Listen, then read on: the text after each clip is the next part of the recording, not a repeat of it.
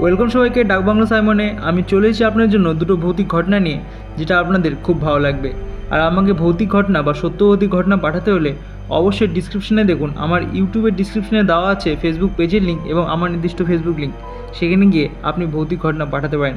তাহলে বেশি না কথা বলে চলো আজকের ঘটনাগুলো শুরু করা যাক।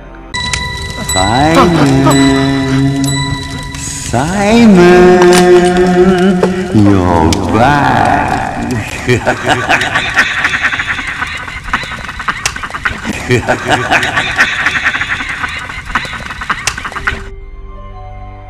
কলকাতার এক পুরনো রেল স্টেশন মহাকাল রেল স্টেশন। এটি অনেক পুরনো হলেও আজও সক্রিয়, কিন্তু এই স্টেশনের 13 নম্বর প্ল্যাটফর্মটি আজও বন্ধ। লোকে বলে এই প্ল্যাটফর্মে একটি ট্রেন থামে, কিন্তু সে ট্রেনের যাত্রীরা কেউ মানুষ নয়। প্রায় 30 বছর আগে এক ভয়ঙ্কর ট্রেন দুর্ঘটনায় বহু যাত্রী মারা গিয়েছিল। তারপর থেকেই রাতে এই প্ল্যাটফর্মে একটি ট্রেন আসে, যেটি কোনো সূচিতে থাকে না। স্থানীয় রেলকর্মীরা বলেন, যদি ভুল করে কেউ এই ট্রেনের ওঠে, সে আর কখনো ফিরে আসে না। রেল স্টেশনের পুরনো গার্ড হরিহরবাবু এই রহস্য বহু বছর ধরে দেখেছেন। এক রাতে তিনি একজন লোককে দেখতে পেলেন, যে 13 নম্বর প্ল্যাটফর্মে দাঁড়িয়ে আছে। লোকটি হঠাৎ বলল, আমার ট্রেন আসবে, আমি 40 বছর ধরে অপেক্ষা করছি। হরিহরবাবু চমকে উঠলেন। লোকটিকে জিজ্ঞেস করলেন, আপনার ট্রেনের নামটা কি একটু বলুন তো? লোকটি ধীরে ধীরে তাকিয়ে বলল, মহাকাল এক্সপ্রেস। হরিহরবাবু চমকে গেলেন। প্রায় 40 বছর আগে যে ট্রেন দুর্ঘটনা ঘটেছিল, সেটির নামও ছিল মহাকাল এক্সপ্রেস। তিনি আবার লোকটির দিকে তাকালেন, কিন্তু আর কেউ নেই। এই কাহিনী শুনে কলকাতার এক সাংবাদিক সব্যসাচী সেনগুপ্ত ঠিক করলেন তিনি এই রহস্যের সমাধান করবেন। তিনি এক বন্ধুকে নিয়ে 13 নম্বর প্ল্যাটফর্মে রাত 12টার দিকে অপেক্ষা করছিলেন সেই ট্রেনটার। চারদিক নীরব, কিন্তু হঠাৎ একটা পুরনো ট্রেন ঢুকলো সেই প্ল্যাটফর্মে। কিন্তু আশ্চর্য ব্যাপার, ট্রেনের কোনো সূচি নেই এবং স্টেশনের অন্য কেউ সেই ট্রেনটিকে দেখতে পাচ্ছে না। সব্যসাচী ধীরে ধীরে ট্রেনের দরজায় কাছে গেলেন। হঠাৎ ট্রেনের ভিতর থেকে ভেসে আসলো ফিসফিসানি এক আওয়াজ, আয় কাছে আয়, চলে আয় না, কেন দাঁড়িয়ে আছিস? সব্যসাচী ট্রেনে পা রাখতেই হঠাৎ সমস্ত বাতি নিভে গেল। ট্রেনের জানলায় এক ঝলক দেখতে পেলেন বহু বিকৃত মানুষের ছায়া। সবাই তার দিকে তাকিয়ে আছে। কেউ একজন কানের কাছে ফিসফিস করে বলল, আমরা জানতাম তুই আসবি, আয়, আমরা অপেক্ষা করছি। তারপর এক প্রবল ধাক্কা, আর সব কিছু অন্ধকার হয়ে গেল। সকালে প্ল্যাটফর্মের রেলকর্মীরা সব্যসাচীকে সংজ্ঞাহীন অবস্থায় পড়ে থাকতে দেখেন, কিন্তু আশ্চর্যের ব্যাপার, তার বন্ধুর কোনো খোঁজ নেই। সব্যসাচী যখন সুস্থ হলেন, তখন তিনি বললেন, আমি তো ট্রেনে উঠছিলাম আমার বন্ধুর সঙ্গে, আমার বন্ধুকে আপনারা দেখেছেন? পুলিশ প্ল্যাটফর্মে সিসিটিভি ফুটেজ পরীক্ষা করল, কিন্তু সব্যসাচীকে একা দেখলেন। তিনি একা সেই স্টেশনে দাঁড়িয়েছিলেন, তার বন্ধুর কোনো চিহ্নই ছিল না। আজও রাত 12টার পর 13 নম্বর প্ল্যাটফর্মটি খালি পড়ে থাকে, কিন্তু কেউ যদি সেখানে যায়, তারা ভয়ঙ্কর কিছু দেখতে পায়। প্রথম ঘটনা শেষ হলো, আর আশা করছি আপনাদের এই ঘটনাটা খুব ভালো লেগেছে। তাহলে বেশি না কথা বলে চলো দ্বিতীয় ঘটনায় যাওয়া যাক। দার্জিলিং থেকে প্রায় 15 কিলোমিটার দূরে পাহাড়ের এক নির্জন কোণে আছে একটি পুরনো বাংলো, নাম রাইডেল ভিলা।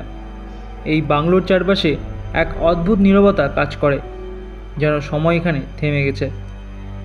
স্থানীয় লোকেরা এই বাংলোর ধারে আসতে ভয় পায়, কারণ লোকে বিশ্বাস করে এই জায়গাটা ঠিক না। এই গল্পের শুরু হয় যখন অরবিন্দ দত্ত, একজন লেখক, শহরের কোলাহল থেকে দূরে গিয়ে নতুন বই লেখার জন্য এই বাংলো ভাড়া নেয়।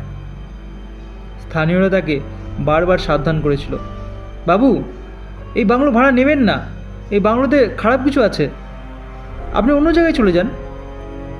কিন্তু অরবিন্দ এসব কুসংস্কার বলে উড়িয়ে দিলেন। অরবিন্দ বাংলোতে উঠতেই অদ্ভুত কিছু পরিবর্তন লক্ষ্য করলেন। বাংলোর দরজা খুলতেই ভেতরে ঢুকতেই যেন একটা ঠান্ডা বাতাস তাকে ছুঁয়ে গেল। দেওয়ালে ঝুলানো পুরনো ছবিগুলোর মধ্যে একটা ছবির দিকে তার বিশেষ নজর গেল। একজন মধ্যবয়সী মহিলা, যার ঠোঁটে হালকা হাসি, কিন্তু চোখ দুটো একেবারে শূন্য। রাত বাড়ার সঙ্গে সঙ্গে বাংলোর পরিবেশ যেন আরও গা ছমছম হয়ে উঠল।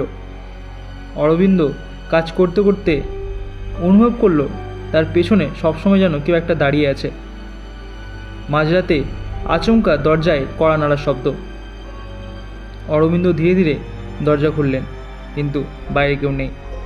শুধু বাতাসে শোনা গেল একটা ফিসফিসানি। এসেছিস? তুই এসেছিস? আমাকে মুক্তি দে, আমি খুব কষ্টে আছি। পরের দিন সন্ধ্যায় অরবিন্দ বাংলার বিভিন্ন ঘরে ঘুরে ঘুরে দেখছিলেন। হঠাৎ তিনি এক পুরনো আয়নার সামনে এসে দাঁড়ালেন। আয়নাটা ছিল একেবারে বিবর্ণ, কুয়াশার মতো কিছু একটা জমেছিল তার উপরে। কিন্তু তখনই কিছু একটা অস্বাভাবিক ঘটল। আয়নার মধ্যে নিজের প্রতিবিম্বর বদলে তিনি দেখতে পেলেন এক মহিলার প্রতিবিম্ব। সেটি ঠিক সেই মহিলা যার ছবি তিনি প্রথম দেখেছিলেন যখন বাংলোতে ঢোকেন। তিনি দেখলেন মহিলা ধীরে ধীরে তার দিকে ঘুরে তাকাচ্ছে, চোখ দুটো একেবারে গভীর কালো গহ্বরের মতো। তারপর আয়নার মধ্যে থেকে ভেসে এলো কর্কশ গলায় এক শব্দ, এখান থেকে আমাকে বের কর। অরবিন্দ আতঙ্কিত হয়ে স্থানীয় এক বৃদ্ধের কাছে গেলেন, যিনি বাংলা সম্পর্কে জানতেন। বৃদ্ধ গভীর নিঃশ্বাস নিয়ে বলতে শুরু করলো, রাইডেল ভিলার গল্প জানতে চাও তুমি? ভয় লাগে না? শোনো, বহু বছর আগে এখানে কমল দেবী বাস করতেন। মহিলাটি খুব ভালো ছিলেন। তার স্বামী মারা যাওয়ার পর তিনি মানসিকভাবে ভেঙে পড়েন। এক রাতে তার লাশ বাংলোর আয়নার সামনে পড়ে থাকতে দেখা যায়, যেটা তুইও দেখেছিস। বিশ্বাস করা হয় তার আত্মা ওই আয়নাতেই প্রবেশ করেছে এবং আটকা পড়ে গেছে। সেই জন্য হয়তো তোকে দেখা দিয়েছে। তুই আর সেখানে যাস না। অরবিন্দ ভয় পেলেও সাহস করে বাংলোতে ফিরে গেলেন। তিনি আয়নার সামনে গিয়ে বললেন, তোমাকে মুক্তি আমি দিব, তুমি বলো কি করতে হবে। আয়নার মধ্যে থেকে আসা কণ্ঠস্বর আবার বলল, আমার লাশের শেষকৃত্য হয়নি, তুমি গিয়ে আমার লাশের শেষকৃত্যটা করো।